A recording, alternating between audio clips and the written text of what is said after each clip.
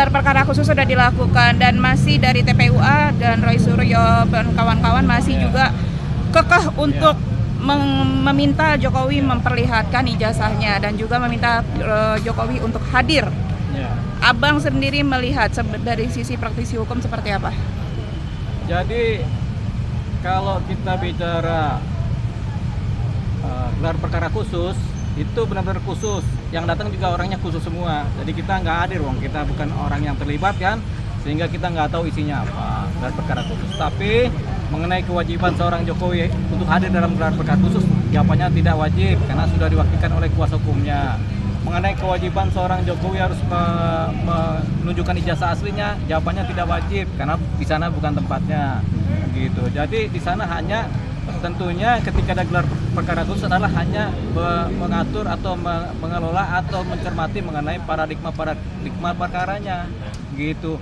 Substansi perkaranya apa, pasalnya apa, kemudian saksinya bagaimana, bukti-buktinya bagaimana, ahli forensik bagaimana, ahli pidana bagaimana, itu dijelaskan dalam gelar perkara khusus untuk didapatkan sistematika nanti penerapan penyertaan pasal-pasal disampaikan seperti apa yang untuk menjerat. Itu saja. Makanya kalau ada gelar perkara khusus bebas-bebas saja sebenarnya. Cuma kan karena khusus hanya pihak-pihak tertentu yang datang dan mereka yang tahu hasilnya apa. Jadi kadang-kadang habis gelar perkara khusus kelompok A bilangnya berbeda, kelompok B bilangnya berbeda. Itu biasa dalam gelar perkara khusus gitu. Lalu soal perbandingan yang dipaparkan oleh Roy Suryo kemarin, ada perbandingan, ada 3 ijazah perbandingan yang itu. Ijazah ini kan kertas sebenarnya kan.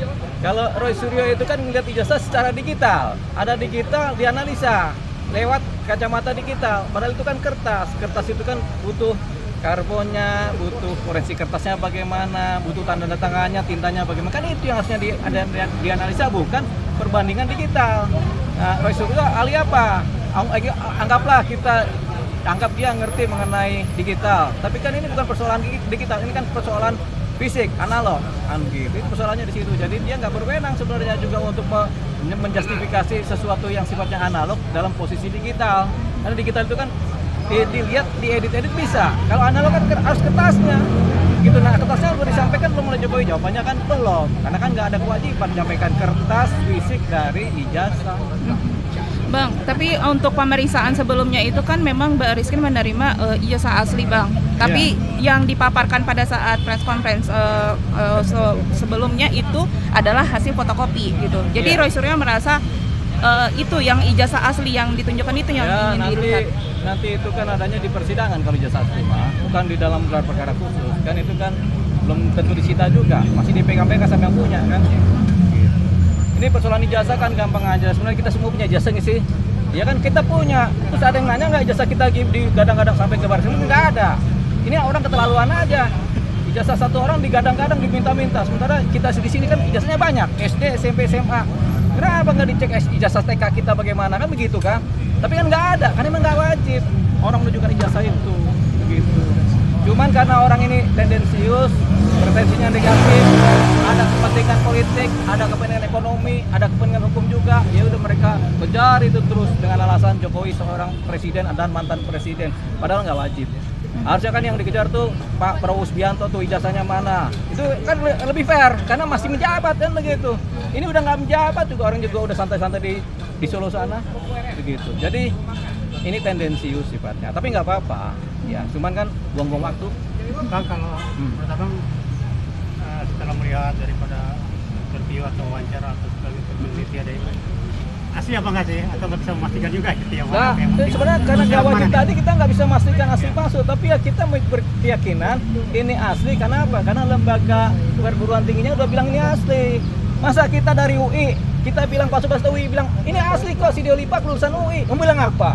Walaupun kita nggak tamat pun kita juga sah. Karena apa? Lembaganya bilang begitu. Makanya yang kita pegang adalah perguruan tingginya bilang ini asli dan memang berkuliah. Ya sudah, mau bilang apa?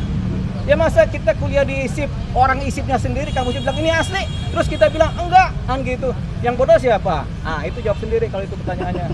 Bang, dari Egy Sujana kan sempat mengatakan bahwa apalagi itu. Nah, itu aja udah kabur dari TPUA. Kan gitu, saya tidak lagi menjabat sebagai TPUA. Apa tuh TPUA?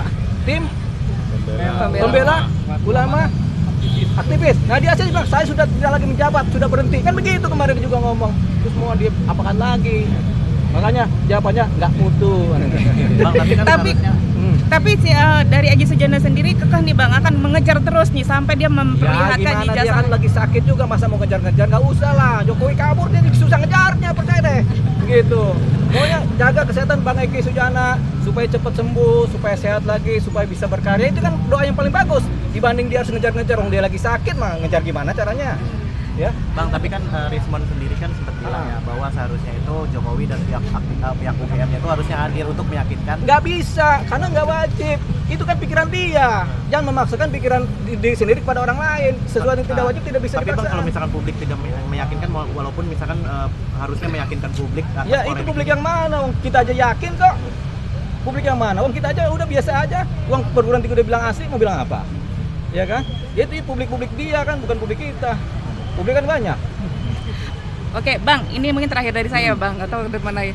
Mungkin kalau prosedurnya sendiri seperti apa nih Bang kalau seandainya gelar perkara khusus kemarin akhirnya Roy Suryo dan tim atau TPUA kalah dalam dalam gelar perkara khusus kemarin, apa langkah yang akan apakah akan ada penetapan tersangka atau seperti iya, apa Bang? nanti kalau sudah clear, ada penyidikan yang clear ya tentu ada penetapan tersangka. Saran kita kalau ada penetapan tersangka kepada Roy Suryo CS, banyak-banyak berdoa, banyak bersikir supaya hidup damai, tentram, nggak ngusilin orang lain begitu ya.